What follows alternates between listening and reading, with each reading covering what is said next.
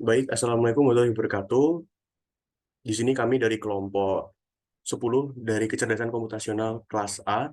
Di sini kami ingin mempresentasikan tugas ujian akhir semester dari mata kuliah kecerdasan komputasional. Di sini kami mengambil judul atau mengambil topik dari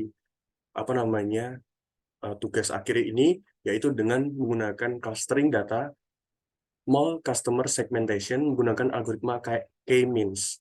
Jadi eh, kami menggunakan clustering dengan menggunakan dataset data mall customer segmentation, lalu kita menggunakan metode algoritmanya adalah K-means.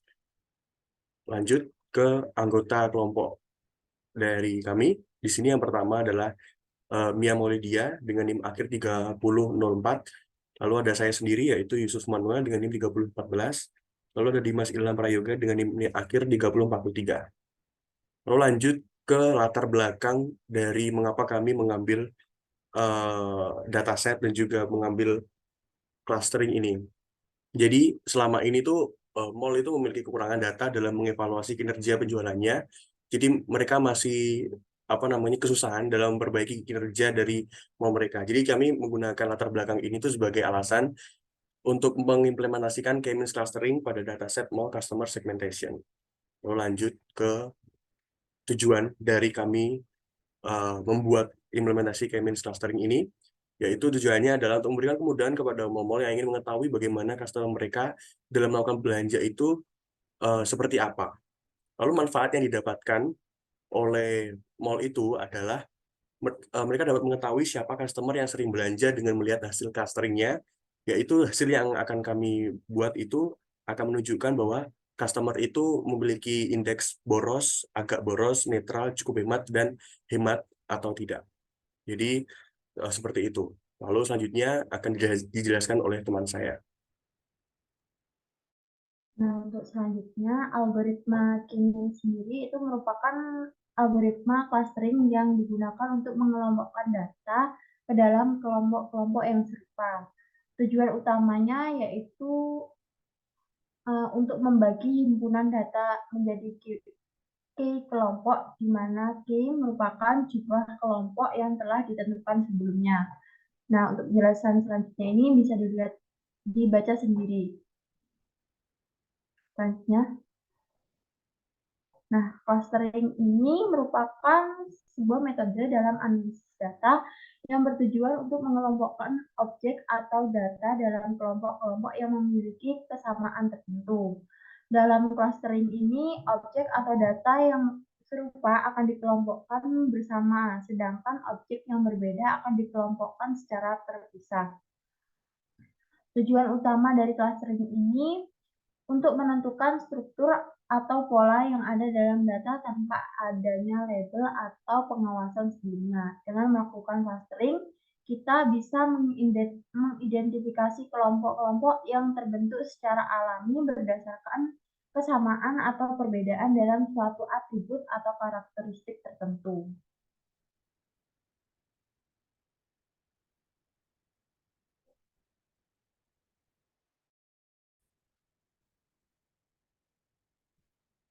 Untuk penjelasan codingnya bisa dibuka.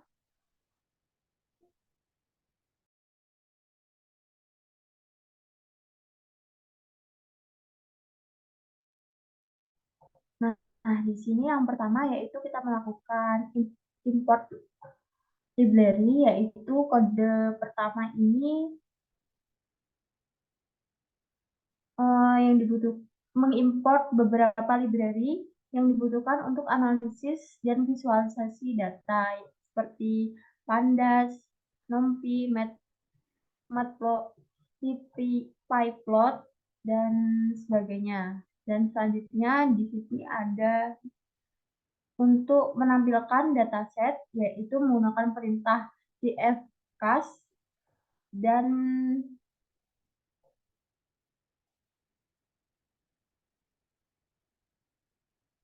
langkah selanjutnya yaitu melakukan processing data pada dataset.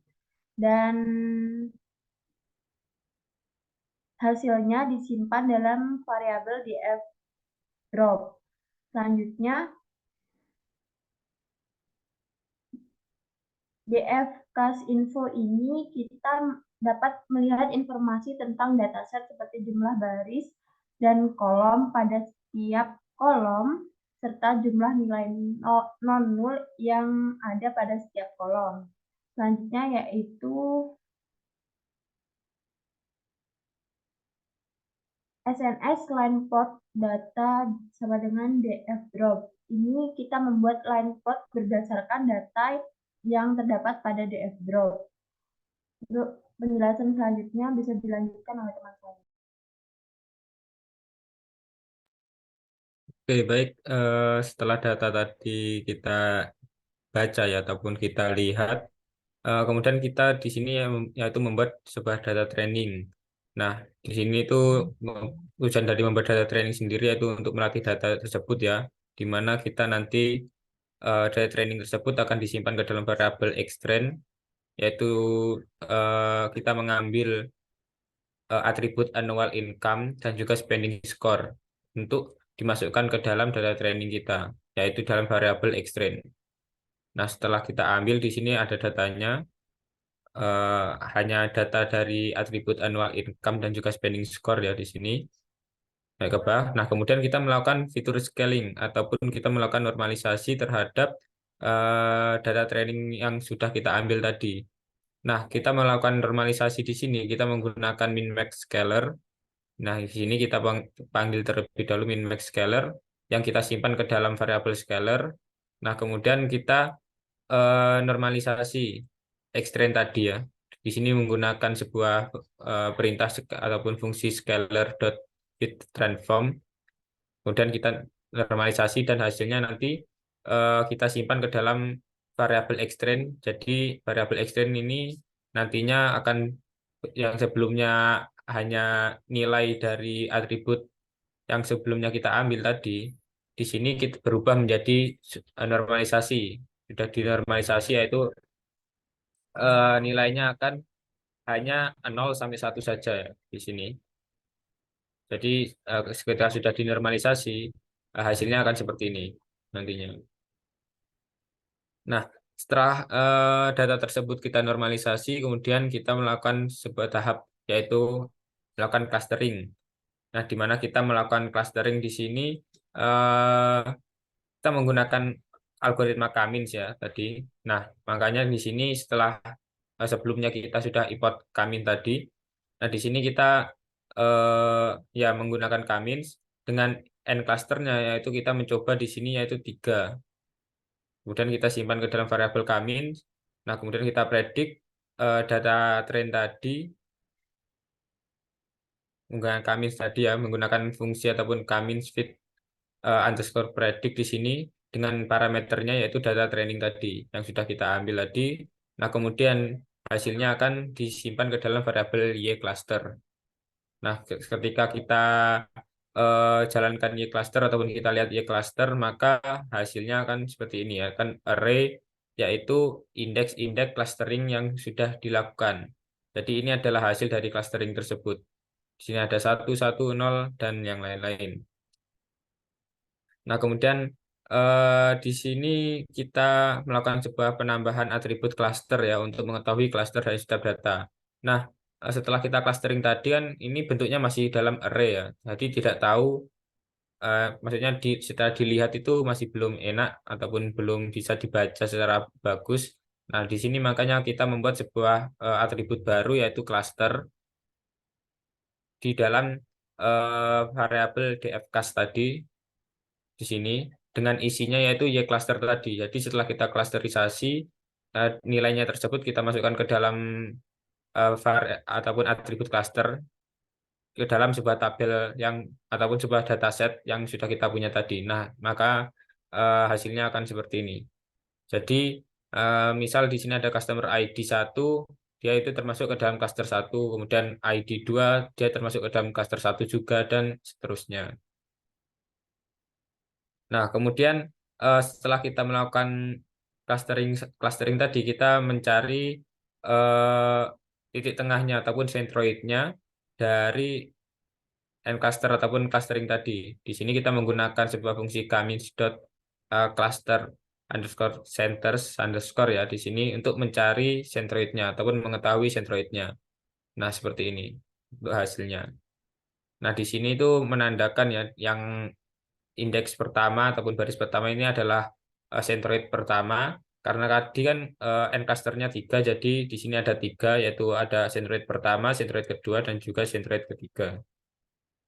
Nah, selanjutnya kita melakukan sebuah visualisasi datanya yaitu dengan menggunakan plt.figure dengan fixed size-nya yaitu 10,5. Kemudian eh, di sini kita membuat scatternya ya dengan data trainingnya tadi.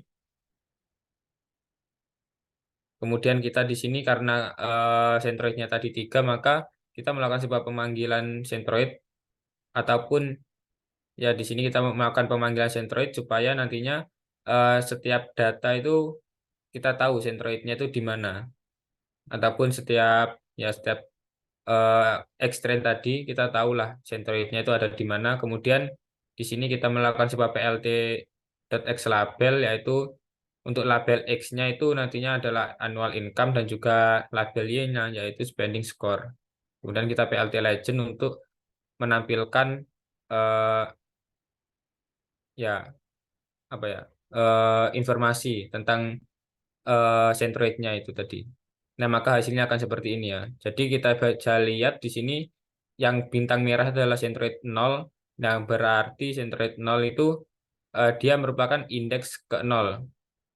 Ke dalam klaster tadi kan di klaster tadi ada indeks 1, 0 dan juga 0, 1 dan juga 2. Nah, jadi centroid yang merah ini centroid 0. Jadi ya warna ungu ini merupakan klaster 0. Kemudian warna hijau ini ya hijau toska ini adalah klaster 1 dan yang warna kuning ini adalah klaster 2 di mana bintang-bintang tersebut menunjukkan centroidnya. Nah, kemudian kita di sini mencari kata terbaik yang digunakan untuk klasterisasi tadi. Kan N cluster tadi yang sebelumnya itu kita masih mengada-ngada lah ataupun menebak K-nya yang terbaik. Jadi kita tadi menggunakan 3. Nah, di sini kita akan mencari kata terbaiknya untuk melakukan klasterisasi. Nah, di sini kita menggunakan ataupun di sini menyediakan sebuah variabel inertias, variabel kosong. Kemudian kita range-nya yaitu di sini satu sampai 10 ataupun 10 indeks ya. Ini 1 sampai 10 berarti. Kemudian kita melakukan perulangan for k in range di mana variabel km itu nantinya akan menyimpan k-means yaitu n cluster itu sama dengan k dan juga random state-nya yaitu 42 dan kita fitkan dengan data trainingnya. Kemudian kita hasilnya KM ini akan kita append ke dalam variabel kosong tadi yaitu inertias. Nah, kemudian kita panggil inertiasnya, maka hasilnya akan seperti ini ya. Ini hasilnya. Nah, setelah itu di sini kita menggunakan elbow ya, yaitu siku, menggunakan metode elbow yaitu metode siku untuk menentukan K-nya yang kita pakai nantinya. Di sini kita menggunakan sebuah PLT plot dengan range 1 sampai 11 dengan parameternya yaitu inertias dengan markernya yaitu 0 atau O atau lingkaran dengan X labelnya yaitu jumlah cluster dan juga Y labelnya inersia, kemudian judulnya metode elbow. Nah, kemudian kita jalankan akan hasilnya seperti ini. Nah, dapat kita lihat di sini sikunya itu terdapat di sini ya. Jadi di titik 5 ataupun di K-nya pada saat 5. Jadi setelah itu kita menggunakan modeling dengan nilai K terbaik tadi dengan metode elbow tadi kita mengetahui bahwa K terbaik adalah 5. Jadi kita modeling lagi ataupun melakukan clusterisasi lagi dengan K-nya yaitu kelima yaitu N cluster 5. Maka hasilnya akan seperti ini nantinya. Di mana indeksnya itu yaitu ada indeks 0, 1, 2, 3 sampai dan 4.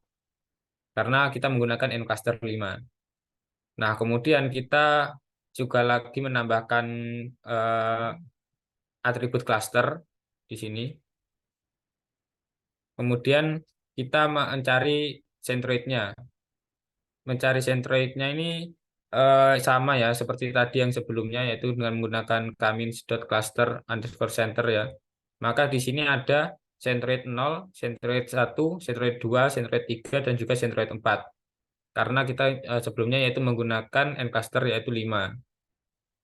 Nah, kemudian kita menampilkan ataupun memvisualisasikan data-data tersebut karena tadi n-clusternya 5, jadi di sini ada 5 data berbeda ataupun 5 cluster berbeda ya maksud saya, di mana ada warna kuning, ungu, hijau, toska, dan juga biru tua. Nah, kemudian kita juga di sini memberikan sentroidnya, di mana sentroid 0 itu berwarna merah. Nah, berarti di sini yang tengah yang ungu ini merupakan cluster 0. Kemudian yang hijau sentroidnya, yaitu yang warna biru ini berarti dia itu cluster 1. Kemudian yang ini itu berarti cluster 2, yang ini cluster 3, dan yang kuning ini cluster 4. Seperti itu untuk data-datanya. Nah, setelah kita memvisualisasikan cluster tadi, kita membuat sebuah dataset baru ya dengan label cluster, di mana ini ada tujuan akhir kita supaya kita tahu lah eh, tujuan kita mengklasterisasi data itu untuk apa. Nah, makanya di sini ada cluster ya. Kita mereplace dari sebelumnya yaitu di sini hanya indeksnya saja, misal 3, 2, 3, 2 di sini. Nah, kita replace dengan eh, tujuan kita, yaitu di sini ada misalkan 0 kan hemat. Nah, dia itu akan mereplace itu. Jadi indeks ke 0 itu adalah hemat, kemudian indeks 1 itu cukup hemat, kemudian indeks kedua itu netral, indeks ketiga itu agak boros, dan juga indeks keempat itu boros. Nah, maka hasilnya akan seperti ini. Jadi customer ID 1 itu termasuk orang yang agak boros karena ketika annual income-nya itu 15 ataupun pendapatan per tahunnya itu 15, dia itu spending score-nya itu ada 39, jadi cukup tinggi. Nah, jadi fungsi dari klasterisasi itu seperti itu untuk eh, mengelompokkan data yang kita inginkan tadi. Nah, mungkin untuk penjelasan kodenya cukup sampai sini ya. Mungkin bisa kembali ke teman saya.